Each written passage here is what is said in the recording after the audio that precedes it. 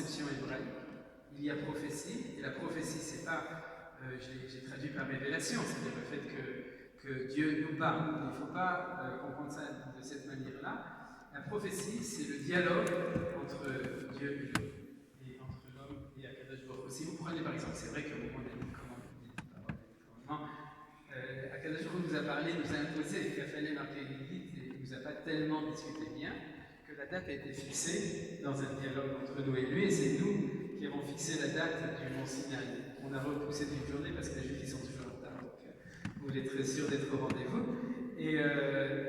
Donc il y a un dialogue. Mais si vous prenez par exemple le dialogue de Abraham à propos de Sodome et Gomorrhe avec Akadosh Baruch Hu, avec Dieu, c'est la vraie prophétie, ou de Moshe quand il discute avec Dieu. Donc la prophétie hébraïque, c'est une prophétie de discussion, de dialogue, de reconnaissance mutuelle l'un de l'autre et du droit de l'autre à la parole. Donc le dialogue existe, et c'est grâce à cette reconnaissance que le dialogue humain va être aussi possible. Manitou avait toujours l'habitude de citer cette chose, c'est que la première fois où un homme dans la Torah s'adresse à sa femme et lui parle, il a fallu 2000 ans. C'est-à-dire que pendant les 2000 ans, ce qu'on appelle de Tohu, donc du Balagan pour ceux qui connaissent un peu l'hébreu, de Tohu, entre la création du monde jusqu'à Abraham Avinu, toute l'histoire du Maboul, où le monde a perdu Maboul, et aussi la Balagan, la tour de Babel. Le déluge. On ne voit pas un homme parler à sa femme, s'adresser à sa femme et lui parler. Et le premier qui parle, c'est Abraham Avinu, en s'adressant à Sarah, en lui disant Yadati Kisha Yefat Mareat, voici que je vois que tu es belle.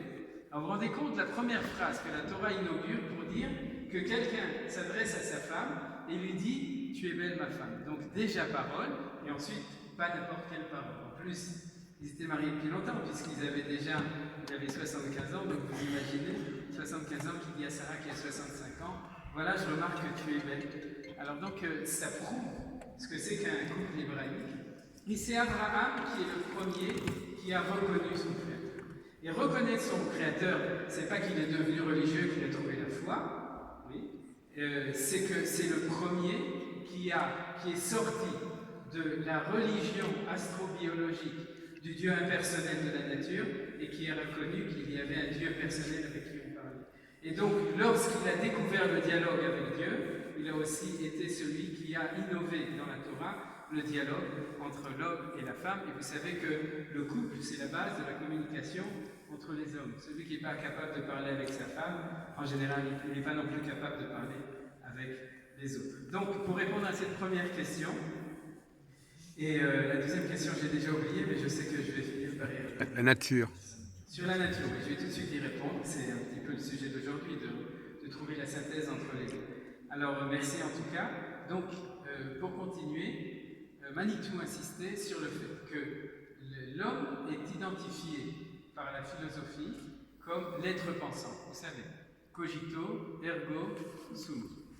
Je te fais une phrase en latin, fluctua, nec, suavitur, et cogito, ergo sum. C'est là que les latins s'atteignent. Et donc je pense, donc je suis, c'est-à-dire que l'homme est être parce qu'il est doué de penser.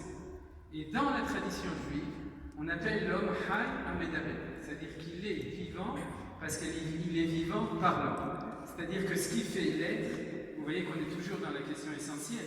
Qu'est-ce qui fait l'homme? Qu'est-ce que c'est le Tselem Elohim? Qu'est-ce qui fait que l'homme est homme et non pas animal, plante, etc., faisant partie du monde naturel, du monde des lois de la nature, du monde impersonnel? Qu'est-ce qui fait la personne humaine, la dignité de la personne humaine? C'est le fait qu'il est Hay Amedaber, celui qui parle. Et quand on parle de parler, on communique. C'est-à-dire que le monde a été créé par Asara Mahamarot. C'est-à-dire le monde a été créé par les 10 paroles de Dieu. Je ne sais pas si tout le monde le sait, mais il y a marqué dans la Gemara, si mes souvenirs sont bons, de Gila, Asara Mahamarot Nivra Olam. C'est-à-dire le monde a été créé par 10 paroles. Et pour les religieux qui arrivent à l'heure le matin à la prière, vous savez qu'on commence par Baruch She'amar Ve'aya Ha'olam. C'est-à-dire béni celui qui a dit et le monde est devenu. C'est-à-dire Vayomer Elohim Or, c'est-à-dire que le monde a été créé par la parole de Dieu. Et la Torah a été donnée à Seret Dibrot, par ces 10 paroles. Il y a une différence entre Mahamar et Dibour. Je vais pas rentrer maintenant dans cette nuance, mais il y a une très grande différence entre les deux. Mais en tout cas, la révélation, c'est une parole, et la création du monde, c'est aussi une parole. Donc, tout ça pour dire que, en fin de compte, l'essence de l'identité, c'est la capacité de parler, Chai Amedaber. Donc, c'est pas je pense, donc je suis, je parle, je communique, donc je suis. C'est ça qui va faire la différence entre la civilisation occidentalo-gréco-romaine et la conscience hébraïque et l'identité qui est véhiculée par nous. C'est-à-dire que ce n'est pas pour nous, ce n'est pas pour le peuple juif. C'est ce qu'on est chargé de véhiculer pour le monde entier, mais il faut d'abord commencer à le réussir à l'intérieur de nous souvent, de réussir à réaliser cette chose-là. Donc, c'est le sujet de cette brochure que je vous ai citée, donc je prends uniquement les passages qui sont reliés, pas uniquement, mais je développe ou je focalise sur Hanouka. L'idée de base de Manitou, c'est, lorsqu'il a dit, d'ailleurs il parlait tout le temps du langage, ici langage et sainteté, c'est que l'hébreu, ça ne s'appelle pas l'ivrite, vous savez que chez les Belges on appelle ça l'ifrite, et c'était une blague. Donc, mais on appelle ça Lachon HaKodesh.